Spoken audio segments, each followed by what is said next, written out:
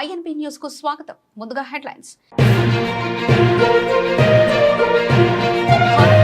Myanmar అధ్యక్షుడు Hyderabad house లో ప్రధాని మోదీని కలిసిన యామిన్ అంగ్ హై.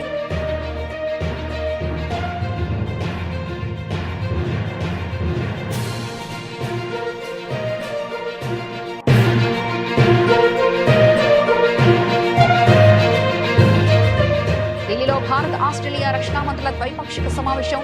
ఇరు దేశాల రక్షణ సంబంధాలు గణనీయంగా బలపడ్డాయన్న రాజ్నాథ్ సింగ్.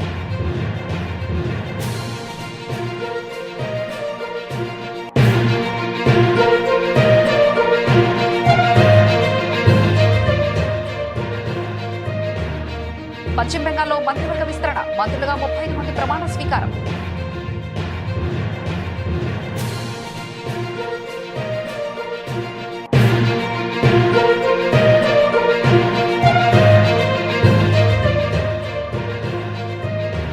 ఆర్సీబీ అభిమానులకు అన్యాయం జరిగింది. ఫైనల్ వేదిక మార్చడంపై డీకే శివకుమార్ కీలక వ్యాఖ్యలు.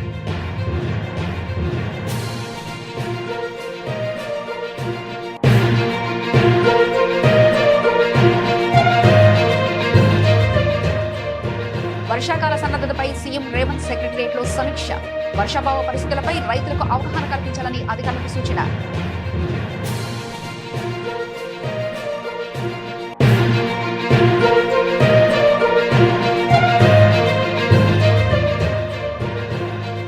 పేదవాడి ఇంటికి వెళ్లి పెన్షన్ ఇస్తే ఆ అనంతమే లేదు.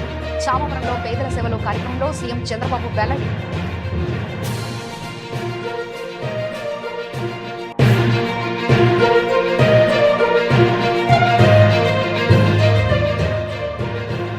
రైతులకు 24 గంటల ఉచిత విద్యుత్ ఇస్తేనే ఓట్లు అడుగుతానని ప్రమాణం చేయాలి. సీఎం రేవంత్ రెడ్డికి మాజీ మంత్రి హరీష్ రావు సవాల్.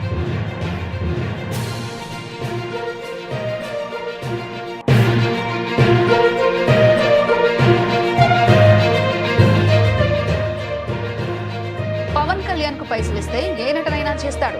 ఏ డ్రెస్ వేసుకునైనా ఎగురుతాడు. ఏపీ డిప్యూటీ సీఎంపై పొన్నం ప్రభాకర్ ఫైర్.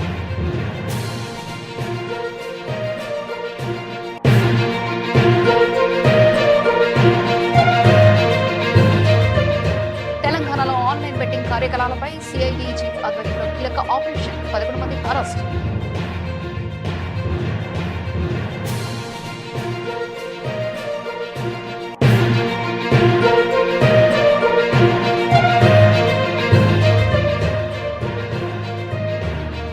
మహిళల్ని కూడా చూడకుండా కేసులతో వేధిస్తున్నారు. కూటమి ప్రభుత్వంపై మాజీ మంత్రి బడగల రజని ఆగ్రహం.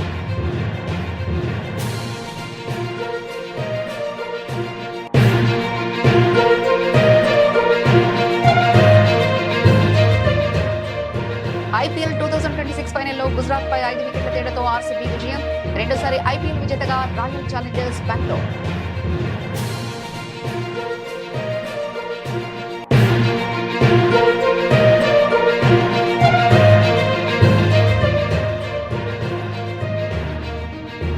ఆరంభ లాభాలు ఆవిరి. ఒత్తిడిలో బ్యాటింగ్ రంగం.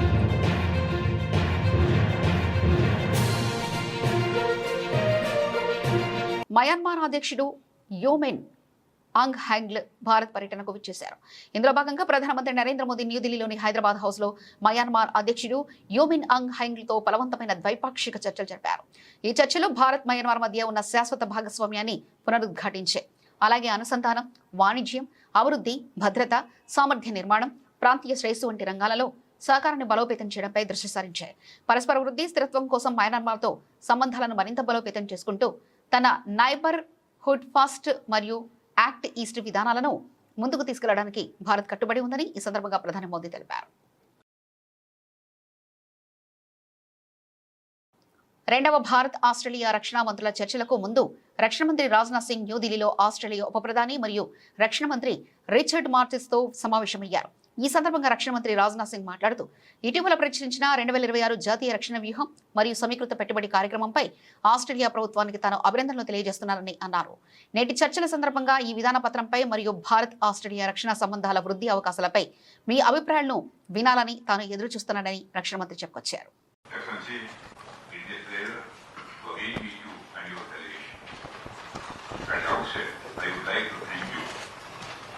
taking the time out to come here for the Defence Minister's dialogue.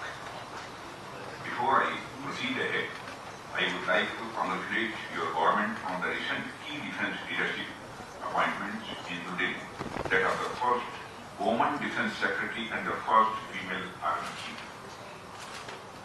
I would also like to congratulate your government on the recently published 2026 National Defense Strategy and 2026 Integrated Investment Program. During the discussions today, I look forward to getting your insights of these policy documents and on the potential opportunities for growth in India-Australia defense relations. I fondly recall our last meeting in October 2025 in Australia during the inaugural India-Australia Defence Ministers Dialogue. And I would like to take this opportunity once again thank you and your team for the very warm hospitality extended to us during my visit last year. I would also like to thank the Honorable Prime Minister, Mr.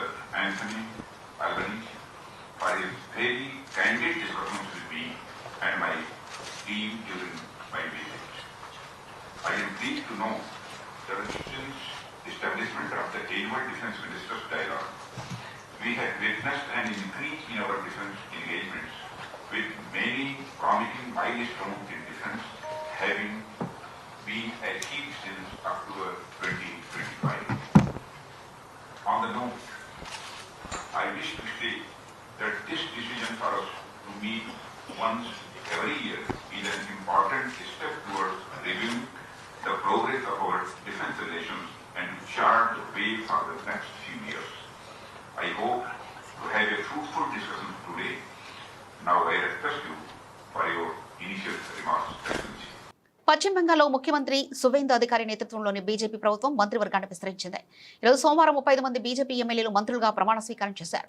కోలకతాలోని Lok Bhavan లో governor RN Ravi వారితో ప్రమాణం చేయించారు. అర్జున్ సింగ్ తపస్రాయ్, శరద్వాత్ ముఖర్జీ, జగన్నాథ్ చటోపాధ్యాయ, శంకర్ ఘోష్ మంత్రులుగా ప్రమాణ స్వీకారం చేయించారు. అలాగే స్వప్న్ దాస్ గుప్తా, దూద్ కుమార్ మండాల్, దీపక్ బర్మన్, మనోజ్ వరాన్, గౌరీశంకర్ ఘోష్ తో సహా పలువురు ఎమ్మెల్యేలు మంత్రులుగా బాధ్యతలు చేపట్టారు. దీంతో సీఎం సువేంద్ అధికారితో సహా పశ్చిమ బెంగాల్ కేబినెట్ లో మంత్రుల సంఖ్య 41కి చేరింది. రాష్ట్రంలో గరిష్టంగా 44 మంది మంత్రులుండేందుకు భారత రాజ్యాంగంలోని ఆర్టికల్ 164 ఆర్టికల్ 1 ప్రకారం అవకాశం కల్పిస్తుంది. కాగా ఏప్రిల్ నెలలో 2 విడతల్లో జరిగిన పశ్చిమ బెంగాల్ అసెంబ్లీ ఎన్నికల్లో బీజేపీ ఘన విజయం సాధించింది. আমি তাপস রায় দীপক বর্মন ঈশ্বরের নামে শপথ করিতেছি সংবিধানের প্রতি আমি অকৃতি নিষ্ঠা ও আনুগত্য পোষণ করি। আমি ভারতের সংবিধানের ভীতি অখণ্ডতা রক্ষা করিব। পশ্চিমবঙ্গ রাজ্যের মন্ত্রীরূপে আমার ভারতের সার্বভৌমত্ব আর অখণ্ডতা বর্তে আছেন এবং বিবেক সম্মতভাবে নির্বাহ করিব। মোর কর্তব্যলা নিষ্ঠার আর বিবেচনার নগর পালন করিম। রহিত হইয়া সকল শ্রেণীর জনগণের প্রতি সংবিধান ও বিধি অনুসারে সকল ন্যায়াচরণ করিব। জনগণের ভীতি সংবিধান আর বিধি অনুযায়ী ন্যায্য আচার করিম।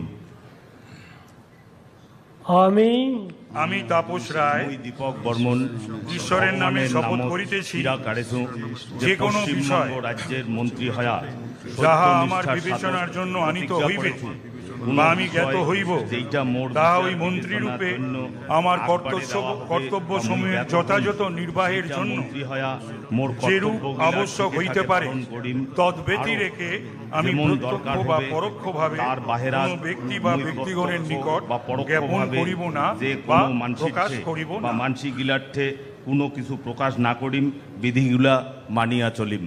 ఇండియన్ ప్రీమియర్ లీగ్ ఐపీఎల్ ఫైనల్లో రాయల్ ఛాలెంజర్స్ బెంగళూరు ఆర్సీబీ మరోసారి తన ఆధిపత్యాన్ని ప్రదర్శించింది. గుజరాత్లోని నరేంద్ర మోదీ స్టేడియంలో జరిగిన ఫైనల్ మ్యాచ్లో గుజరాత్ టైటాన్స్ ను 5 వికెట్ల తేడాతో ఓడించి వరుసగా రెండోసారి ఐపీఎల్ టైటిల్ను కైవసం చేసుకుంది.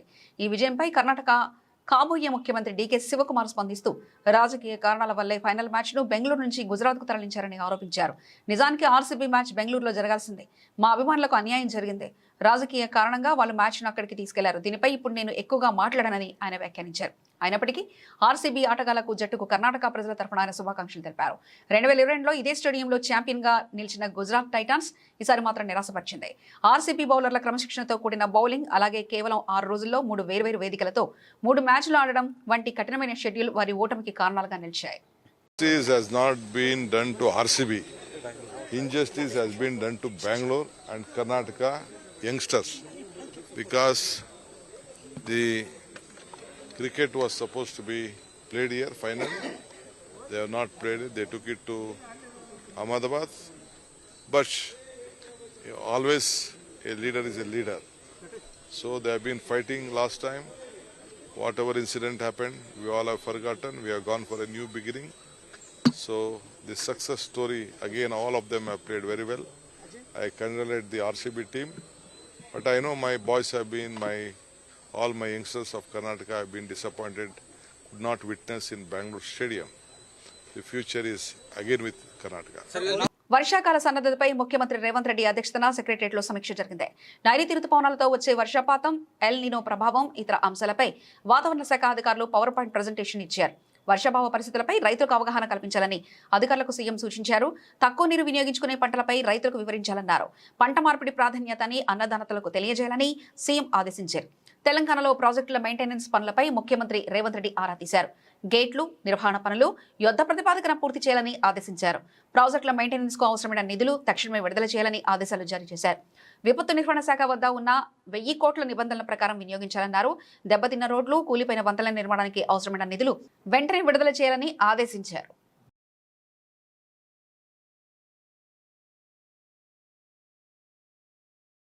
పేదవాడి ఇంటికెళ్లి పెన్షన్ ఇస్తే ఆనందమే వేరని ఆంధ్రప్రదేశ్ ముఖ్యమంత్రి నారా చంద్రబాబు నాయుడు వ్యాఖ్యానించారు. అందుకే బటన్ నొక్కడానికి ఇష్టపడట్లేదని పేర్కొన్నారు. పేదరికం లేని సమాజం చూడాలన్నదే తమ ప్రభుత్వ కళని ఉద్ఘాటించారు. కాకినాడ జిల్లా తూని నియోజకవర్గంలో సీఎం ఈ రోజు పర్యటించారు. తూని నియోజకవర్గం చామవరంలో పేదల సేవలో కార్యక్రమంలో పాల్గొని ప్రసంగించారు. పెన్షన్ల ద్వారా 62.34 లక్షల కుటుంబాలకు ఆర్థిక సాయం అందజేస్తున్నామని స్పష్టం చేశారు. గతంలో ఒక నెల పెన్షన్ తీసుకోకపోతే రద్దు చేశారని తెలిపారు. ఒక కుటుంబానికి 4 సంక్షేమ పథకాలు అమలు చేస్తున్నామని సీఎం చంద్రబాబు పేర్కొన్నారు. అసెంబ్లీలో మహిళలకు 33% సీట్లు ఇచ్చి రాజకీయంగా ఎదిగేలా చేస్తామని వ్యాఖ్యానించారు. రైతుల ఉత్పత్తులు ప్రపంచానికి ఎగుమతి చేసేలా చర్యలు తీసుకుంటామని తెలిపారు. గ్యాస్ ధరలు పెరిగినా మహిళలకు ఉచిత సిలిండర్లు సరఫరా చేస్తున్నామని చెప్పుకొచ్చారు. ఇవ్వడం లేదు. నేను ఎంత శ్రద్ధ పెట్టానంటే మొదటి తారీఖు వస్తే ఇమ్మనొచ్చు, నేను కూడా బటన్ నొక్కచ్చు.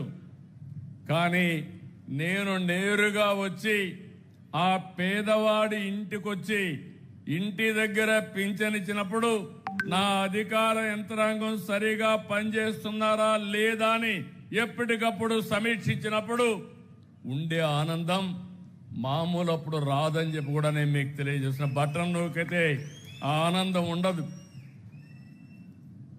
పైశాచిక ఆనందం ఉంటుంది. అందుకే ఈరోజు మీరు చూసినప్పుడు ఇక్కడ మీరందరూ ఉన్నారు. వృద్ధాప్య పింఛన్లు 3వ డిస్కం రైతుల పాలిట శాపంగా మారనుంది. ఈ డిస్కం వల్ల సాగు, తాగునీటి ప్రాజెక్టులకు కరెంటు కోతలు తప్పవు. దమ్ముంటే రైతులకు 24 గంటల ఉచిత విద్యుత్ ఇస్తూనే వచ్చే ఎన్నికల్లో ఓట్లు అడుగుతానని సీఎం రేవంత్ రెడ్డి ప్రమాణం చేయాలని మాజీ మంత్రి BRS deputy floor leader Harish Rao challenge చేశారు. పగలు మాత్రమే ఉండే సోలార్ పవర్తో 24 గంటల కరెంటు ఎలా ఇస్తారో రేవంత్ రెడ్డి సమాధానం చెప్పాలని డిమాండ్ చేశారు.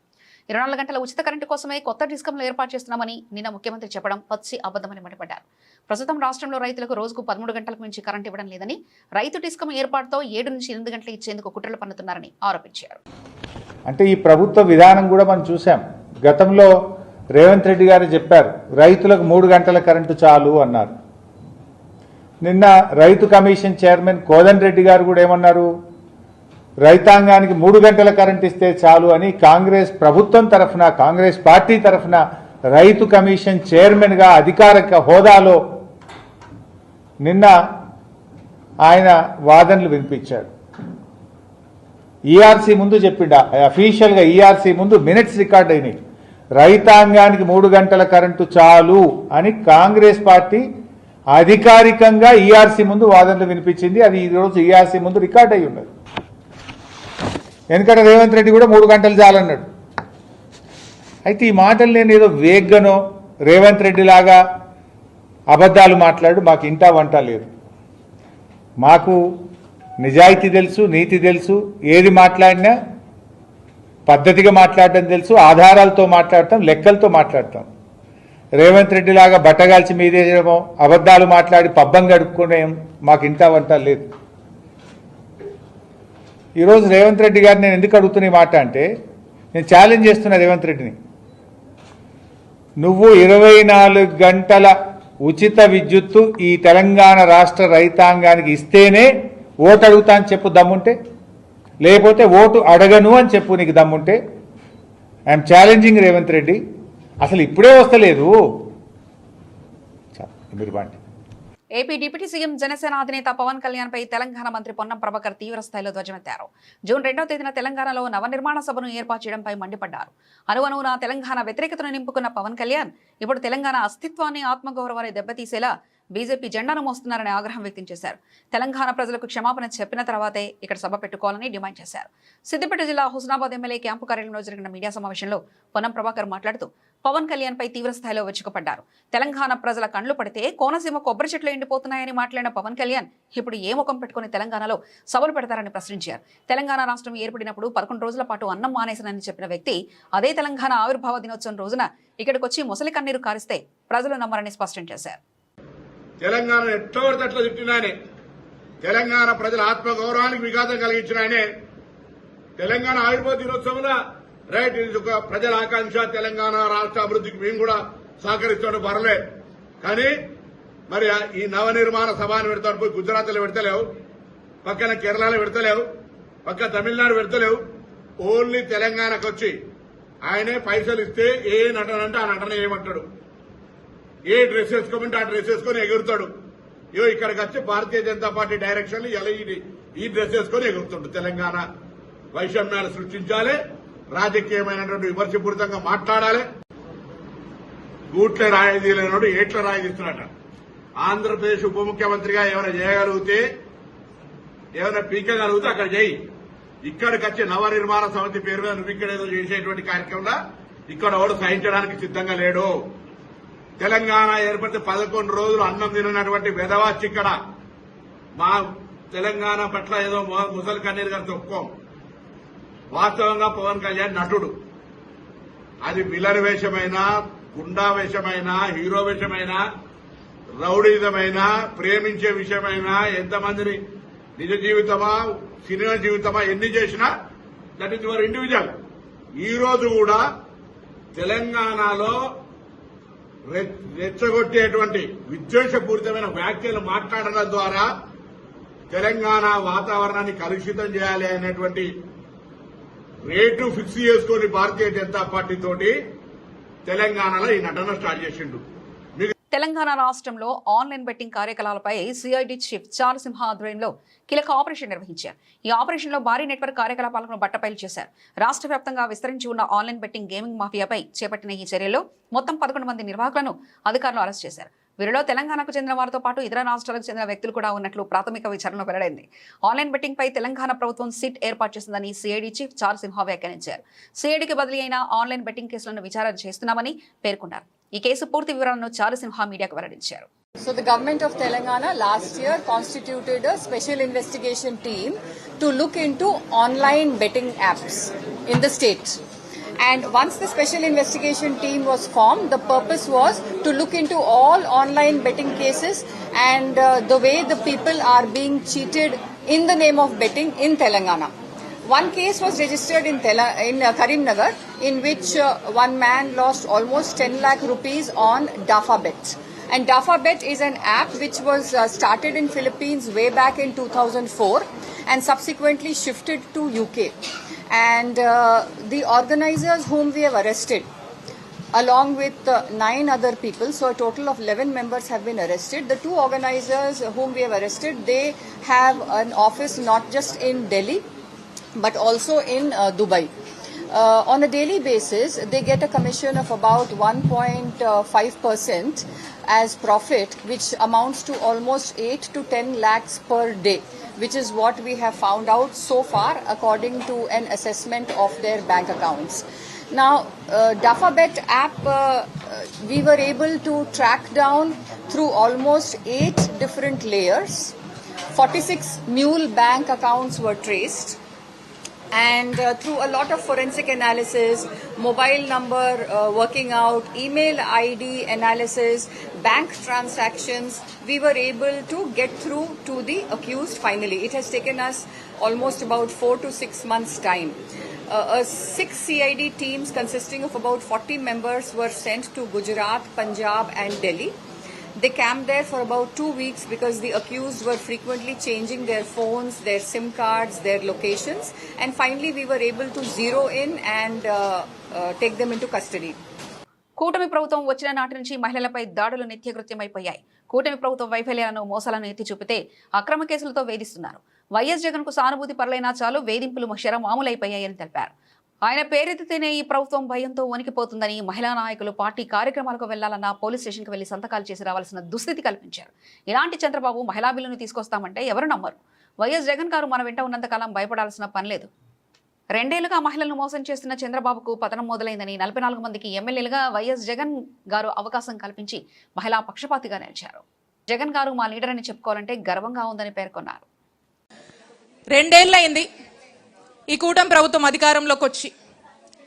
ఈ కూటమి ప్రభుత్వం అధికారంలోకి వచ్చిన దగ్గర నుంచి మరి అనేక మందిని ఏ విధంగా ఇబ్బంది పెడుతున్నారు, ఏ విధంగా మహిళల మీద జరుగుతున్నటువంటి దాడులు కావచ్చు, మోసాలు కావచ్చు, వేధింపులు కావచ్చు, ఇవన్నీ కూడా మీరు దగ్గరగా కల్లారా చూస్తూ వారందరికి కూడా సపోర్ట్ గా నిలబడినటువంటి నా సోదరిని మనలందరికీ కూడా మరొకసారి మీ అందరికీ అభినందనలు తెలియజేస్తా ఉన్నాను. అలాగే సామాన్య మహిళల పట్ల, వాళ్ళ సమస్యల పట్ల మరి పోరాటానికి సిద్ధమై మీరందరూ ఈరోజు ఇక్కడ దాకా వచ్చారు. ఇంకా కూడా పోరాడాలనేటువంటి మీ తపనకు, మీ యొక్క ఎంతూజియాజంని నేను అప్రిషియేట్ చేస్తూ ఇక్కడున్న మీ అందరూ మనమందరం కూడా YSR Congress party women fighters అని గుర్తు చేస్తా ఉన్నాను. ఇక మీ అందరికి కూడా ఈ ఇబ్బందులు ఉంటాయి. కొంతమంది ఇబ్బందులు పడుతూ ఉండొచ్చు, కొంతమంది ఆ ఇబ్బందుల వల్ల చాలా కష్టాలు అనుభవించి ఉండొచ్చు. అయినా మీ అందరు ఇక్కడ దాకా వచ్చారు. ఒక విషయం మీకు చెప్తాను. ఈ రోజున వైఎస్ఆర్ కాంగ్రెస్ పార్టీ సంబంధించి కాస్త యాక్టివ్గా ఉన్న, వైఎస్ఆర్ కాంగ్రెస్ పార్టీని సంబంధించి ఏ యాక్టివిటీస్ చేసినా, చంద్రబాబు నాయుడు గారిని ప్రశ్నిస్తున్నా, చంద్రబాబు నాయుడు గారి అవినీతిని ప్రశ్నిస్తున్నా, చంద్రబాబు నాయుడు గారి మోసాల్ని ప్రశ్నిస్తున్నా అనేక ఇబ్బందులకు గురి చేస్తూ ఉన్నారు. అయితే ఎన్ని ఇబ్బందులున్నా, ఎన్ని కష్టాలున్నా, ఎన్ని బాధలున్నా అయినా కూడా నిలదొక్కుని ఈరోజు మీరు నిలబడ్డారు. ఇంకా మనము ఇలాగా ఇబ్బందులున్న వాళ్లకు ఎంతో మందికి కూడా మీ అందరూ అండగా ఉన్నారు. ఈ రోజున నా విషయానికే వస్తే మీరు చూస్తా ఉన్నారు, జగన్మోహన్ రెడ్డి గారిని Indian Premier League IPL 2026 season విజేతగా రాయల్ ఛాలెంజర్స్ బెంగళూరు ఆర్సీబీ నిలిచింది. నరేంద్ర మోదీ స్టేడియంలో జరిగిన హోరాహోరీ ఫైనల్లో గుజరాత్ టైటన్స్ పై 5 వికెట్ల తేడాతో ఘన విజయం సాధించింది. వరుసగా రెండోసారి ఐపీఎల్ టైటిల్ను కైవసం చేసుకుంది. స్టార్ బ్యాటర్ విరాట్ కోహ్లీ అద్భుతమైన అర్ధశతకంతో జట్టును ముందుండి నడిపించి విజయ తీరాలకు చేర్చారు. 156 పరుగుల లక్ష్య ఛేదనతో ఆర్సీబీకి అదిరిపోయే ఆరంభం లభించింది. ఓపెనర్లు విరాట్ కోహ్లీ, వెంకటేష్ అయ్యర్ గుజరాత్ బౌలర్లపై ఎదురుదాడికి దిగారు. ముఖ్యంగా కోహ్లీ కేవలం 25 బంతుల్లోనే అర్ధశతకం పూర్తి చేసుకుని జట్టుపై ఒత్తిడిని తగ్గించారు. ఆ తర్వాత అర్షద్ ఖాన్ వేసిన 18 ఓవర్లలో ఒక 4, ఒక 6 బాది ఆర్సీబీకి ఘన విజయాన్ని సాధించారు. అంతకుముందు టాస్ గెలిచి బౌలింగ్ ఎంచుకున్న ఆర్సీబీ కట్టుదిట్టమైన బౌలింగ్తో గుజరాత్ను సాధారణ స్కోర్కే పరిమితం చేశారు. గుజరాత్ నిర్ణీత 20 ఓవర్లలో 8 వికెట్ల నష్టానికి 155 పరుగులు మాత్రమే చేయగలిగింది. వాషింగ్టన్ సుందర్ ఒంటరి పోరాటం చేసి అర్ధశతకంతో ఆదుకున్నారు. ఈ విజయంతో ఆర్సీబీ ఆ జట్టు కెప్టెన్ రజత్ పట్టిదార్ అరుదైన ఘనత సొంతం చేసుకోవడం విశేషం. ఆర్సీబీ ఈ విజయంతో వరుసగా 2 ఐపీఎల్ టైటిల్స్ గెలిచిన Chennai super Kings, Mumbai Indians జట్ల సరసన చేరింది. కెప్టెన్ గాను రజత్ పట్టిదార్ వరుసగా 2 టైటిళ్లతో రికార్డు పుటల్లోకి కెక్కాడు.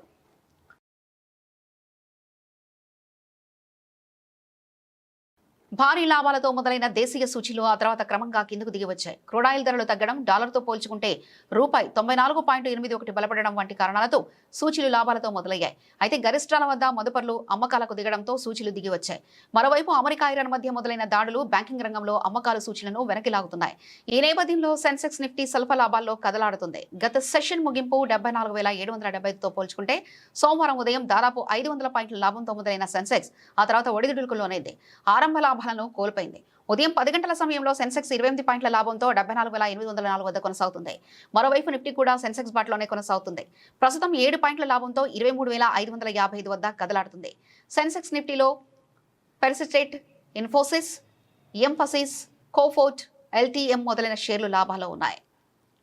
ఐనాక్స్ విండ్, బెనోవా TD, Hitachi energy, Suzlon energy, Indian renewable మొదలైన షేర్లు నష్టాల బాటలో సాగుతున్నాయి. బ్యాంక్ నిఫ్టీ 181 పాయింట్ల నష్టంతో ఉంది. నిఫ్టీ మిడ్ క్యాప్ ఇండెక్స్ 549 పాయింట్ల నష్టంతో ఉంది.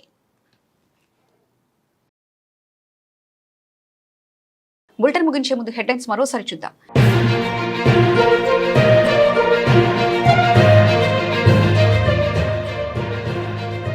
భారత్ పర్యటనలో మయన్మార్ అధ్యక్షుడు హైదరాబాద్ హౌస్ లో ప్రధాని మోదీని కలిసిన యామిన్ అంగ్ హ్యాంగ్.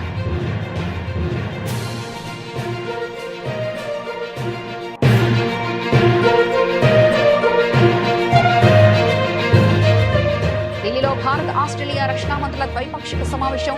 ఇరు దేశాల రక్షణ సంబంధాలు గణనీయంగా బలపడ్డాయన్న రాజ్నాథ్ సింగ్.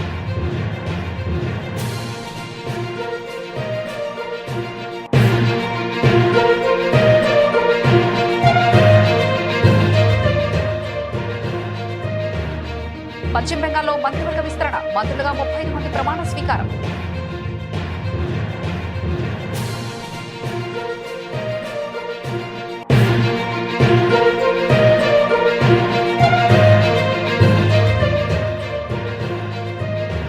ఆర్సీబీ అభిమానులకు అన్యాయం జరిగింది. ఫైనల్ వేదిక మార్చడంపై డీకే శివకుమార్ కీలక వ్యాఖ్యలు.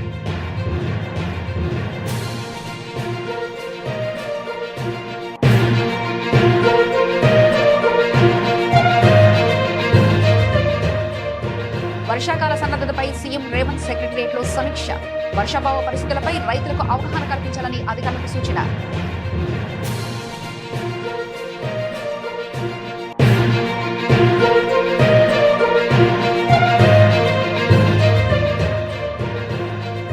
పేదవాడి ఇంటికి వెళ్లి పెన్షన్ ఇస్తే ఆ ఆనందమే వేరు. చామవరంలో పేదల సేవలు కార్యక్రమంలో సీఎం చంద్రబాబు వెల్లడి.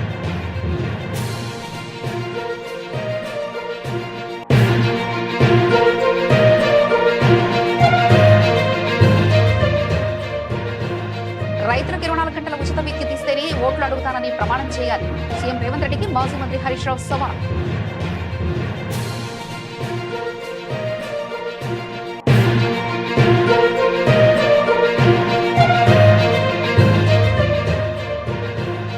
పవన్ కళ్యాణ్ కు పైసలిస్తే ఏ నటనైనా చేస్తాడు. ఏ డ్రెస్ వేసుకునైనా ఎగురుతాడు.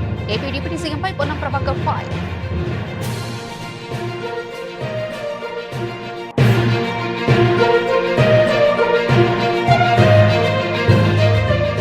తెలంగాణలో ఆన్లైన్ బెట్టింగ్ కార్యకలాపాలపై సిఐడి చీఫ్ ఆధ్వర్యంలో కీలక ఆపరేషన్. 11 మంది అరెస్ట్.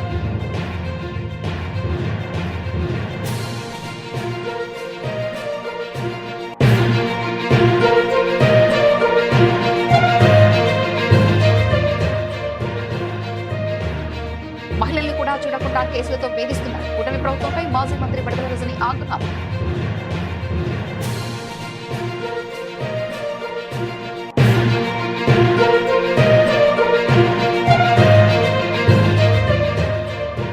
ఐపీఎల్ 2026 ఫైనల్లో గుజరాత్ పై 5 వికెట్ల తేడాతో ఆర్సీబీ విజయం. రెండోసారి ఐపీఎల్ విజేతగా రాయల్ ఛాలెంజర్స్ బెంగళూరు.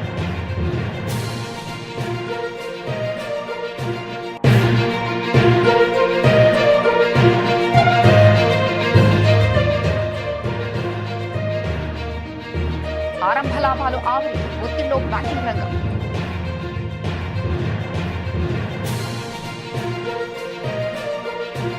ఇవి ఇప్పటివరకున్న అప్డేట్స్. మరో బులెటిన్లో మళ్ళీ కలుసుకుందాం. అంతవరకు సెలవు. నమస్కారం.